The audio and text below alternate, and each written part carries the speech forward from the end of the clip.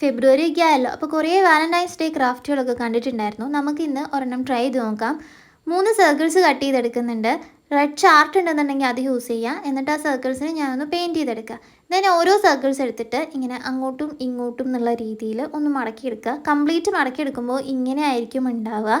ഇങ്ങനെ തന്നെ കാണാൻ നല്ല രസമുണ്ടായിരുന്നു. സെൻറ്ററിലൊന്ന് ഫോൾഡ് ചെയ്തിട്ട് ഒന്ന് ഒട്ടിച്ചു കൊടുക്കുക. അപ്പോൾ ഒരു ഹേർട്ട് ഷേപ്പായില്ലേ. ഇനിയില്ലേ, നല്ല രസമുള്ളൊരു കാര്യം കാണിച്ചു തരാം. കുറച്ച് തെർമോക്കോൾ ബോൾസ് വേണമായിരുന്നു ബാക്കി ക്രാഫ്റ്റ് ചെയ്യാനായിട്ട്. അപ്പോൾ എൻ്റെ അടുത്ത് ഒരു പീസ് മാത്രമേ ഉണ്ടായിരുന്നുള്ളൂ. അപ്പോൾ ഞാൻ ഈ പീസിൽ നിന്ന് ഓരോ ബോളായിട്ട് ഇങ്ങനെ പൊട്ടിച്ച് എടുത്തിട്ടുണ്ടായിരുന്നു. നല്ല രസമുണ്ടായിരുന്നു ഈ പരിപാടി. എനിക്ക് നല്ല ഇഷ്ടമായി.